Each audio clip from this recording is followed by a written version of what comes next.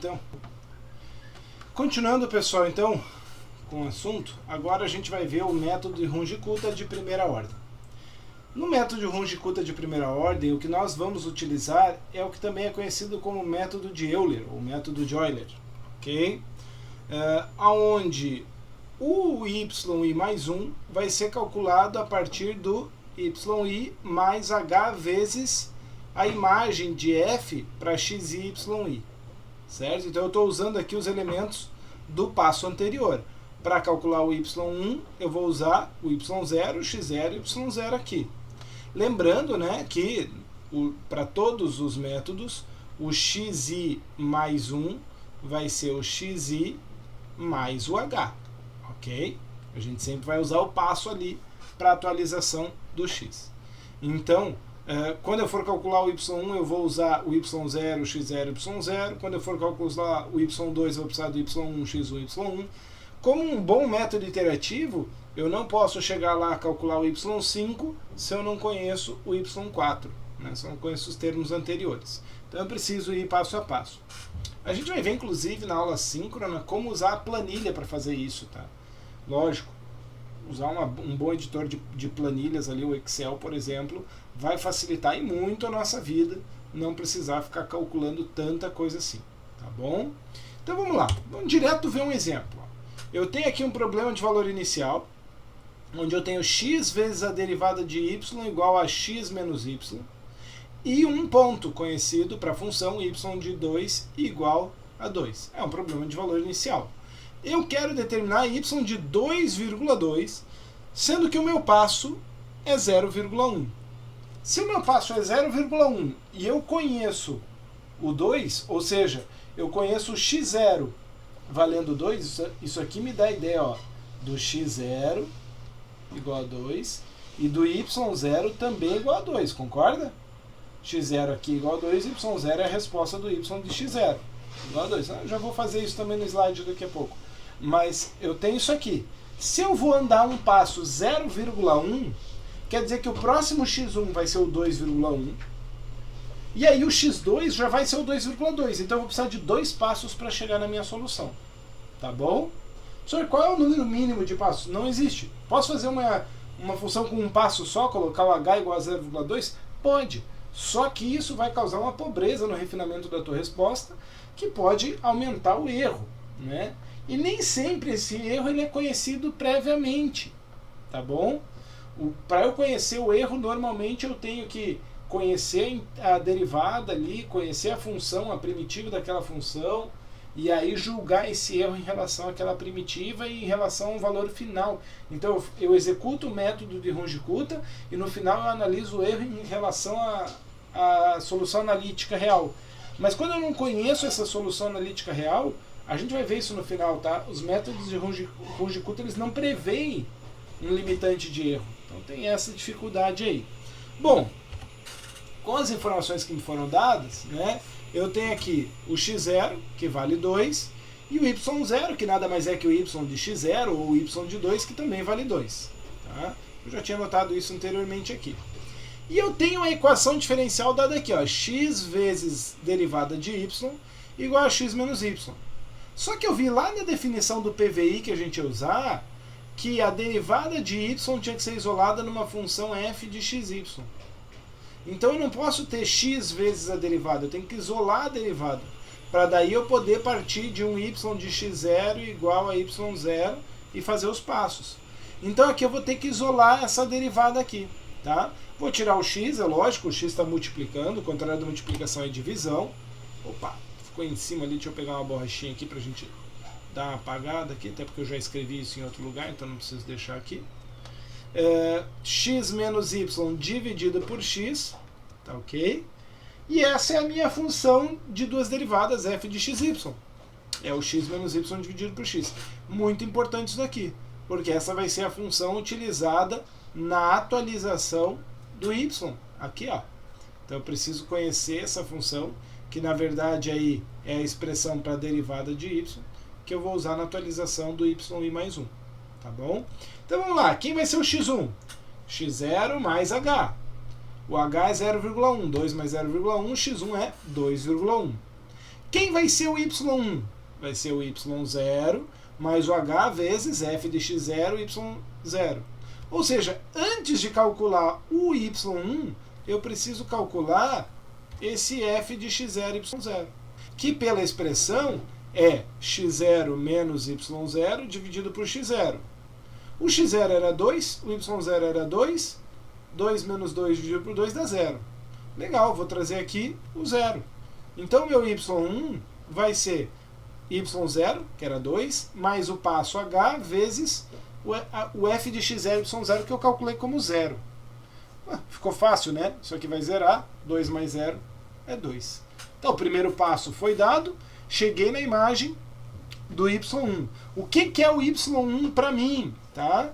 O y1 que eu tenho aqui é a aproximação do y de 2,1, que é o x que eu estou usando aqui. Vou dar o próximo passo. O próximo passo é achar o x2 vindo do x1, somando o mesmo h. Então, 2,1 mais 0,1, 2,2. Opa, já é o valor que me interessa para encontrar o valor de y. Tá? Nossa, professor, mas sempre vai ser assim, 2 passinhos? Não, eu posso dar mais passos. Partindo de um ponto de valor inicial mais distante, ou fazendo um passo menor. E a gente vai ver isso num exemplo mais para frente, tá? Então aqui eu vou trazer o y2, que vai ser o anterior, o y1, mais h vezes o f do x anterior e do y anterior. Lembra, é passo simples, então eu sempre uso a instância anterior no meu cálculo, tá ok? Então vamos lá, traz lá, de novo, vou calcular separado o f de x1 e y1. É o x1 menos y1 sobre o x1. Então é 2,1 menos 2 dividido por 2,1. Esta conta, aqui já tem um arredondamento, tá? É 0,0476. Não é só 76, tem mais casas decimais. Aqui eu estou arredondando para mostrar para vocês. Nos meus cálculos eu procuro não usar o arredondamento, ou se usar o da planilha, do Excel, por exemplo, que vai ter já muitas casas decimais ali, né? São 12, 14 casas decimais de precisão, eu fico mais tranquilo, tá? E aí, com esse valor, eu volto para calcular o y2. O y2 vai ser, então, o y1, que é 2, mais o passo, que é o h 0,1, vezes a imagem f de x1 y1. Tá aqui. Fez esse cálculo todo aqui, vai dar 2,00476. Eu vou arredondar isso aqui com 4 casas, perdão, tá? Vou usar aqui um truncamento, né? Então o y2, o y de... Ah, perdão, isso aqui não é y de 2, é y de 2,2. Vou até dar um pause aqui no vídeo para a gente ajustar isso, tá? Aí sim, né? A imagem do 2,2 é aproximadamente 2,0047. Lógico, né? Não tem a precisão disso daí, não conheço o valor da função ali analiticamente, tá? Então, estou trabalhando ali com um valor aproximado, não conheço a solução analítica do problema, mas tem aí, então, uma solução aproximada para esse meu problema aí, tá ok? É assim que vou trabalhar com os métodos de Runge-Kutta. Vamos ver como fazer isso se eu usasse um passo menor. Eu vou pegar o mesmo exemplo e eu reduzi o passo agora para 0,025. Então eu vou começar no mesmo valor inicial, ok? Y de 2 igual a 2, então o x0 é 2, o y0 é 2, a função é a mesma, estou trabalhando com a mesma equação diferencial, só que eu quero chegar no y de 2,2, né? A minha pergunta continua sendo y de 2,2. Eu quero chegar nesse camarada dando passos agora de 0,025. Ou seja, eu vou para 2,025, depois para 2,05, depois... Tá entendendo? Eu vou andar ali de pouquinho em pouquinho. Eu vou ter que dar 4 passos para chegar no 2,1. Ou seja, eu vou dar 8 passos para chegar no 2,2. Por isso que eu vou montar aqui uma tabela com 8 passos. E nota que nessa tabela eu já fiz mais ou menos o que eu vou precisar, né? Olhando para o exercício que eu resolvi anteriormente, eu tinha que atualizar o xi, que era o x com o passo, aí Para calcular o YI eu precisava da imagem f de x e YI, e daí depois eu tinha o cálculo do YI, certo? Eu posso já calcular todos os xi's? Posso, porque basta ir somando o h. Então o primeiro é 2,025, depois vem o 2,05, 2,075, 2,1, até chegar no 2,2. Por isso eu já coloquei ali 8 passos, porque eu sei que vai ser necessário fazer todos os 8 passos. Beleza? Vou calcular o f de x0 e y0. Ou seja, vou pegar 2 e 2 e vou jogar aqui na função. 2 menos 2 dividido por 2, isso vai dar 0. Agora eu vou calcular o YI. Lembra da fórmula? Ele é, o Y1 vai ser o Y anterior, o Y0, mais o H vezes a imagem. Então, 2 mais o H vezes 0. Isso dá 2. Nossa, professor, mas deu a mesma coisa. É o primeiro passo. Mudou só o X, né? E por que deu a mesma coisa? Porque esse aqui não foi atualizado, então ele usou os anteriores que eram os mesmos. E aqui onde o H muda, ele não interferiu porque o 0 anulou ele. A partir de agora você vê que já vai começar a dar completamente diferente. Porque no próximo passo, eu vou para o x igual a 2,05. E para calcular a imagem aqui, eu vou usar o 2,025 e o 2.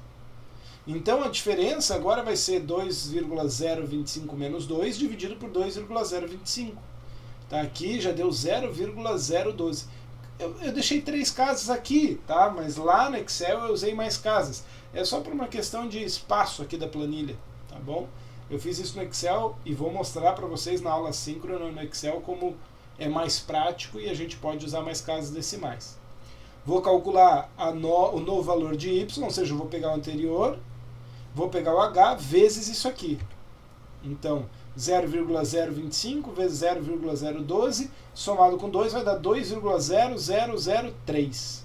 Mas já mudou, né? Aqui eu parei no 3, mas tem mais casas decimais sim. Tá bom? O que eu vou fazer agora? De novo, vou calcular o f de xyi, e depois o yi. Então faz esse aqui, né? Fazendo esse menos esse dividido pelo xi. Por que estou usando essa fórmula? Porque é a fórmula da função. Se eu pegar uma outra função, o cálculo do f de xi vai mudar, mas o yi não muda. Nunca. Eu vou atualizar só a fórmula desse aqui. Por isso, quando você faz uma planilha bem feita, você pode até salvar assim, planilha, modelo, método, Runge-Kutta, primeira ordem. Porque depois você atualiza a função, você atualiza a planilha inteira. Tá? E outra, quando você faz bem feito numa linha, usando as células anteriores, sabe o que acontece? Coisas assim, ó, você vai atualizar e ela vai se auto-atualizando até o final. Então tá aí, os 8 passos desse método de Runge-Kutta, feitos agora para o h igual a 0,025, e eu vou chegar então no valor do y8, e aqui o meu y8, entenda que é o y de x8, que é 2,2, em 2,0080. Então meu y de 2,2 é aproximadamente 2,0080. Legal? Esse é o método de Runge-Kutta de primeira ordem. No próximo vídeo, a gente vai ver os demais métodos nas demais ordens. Ok? Segue aí, então.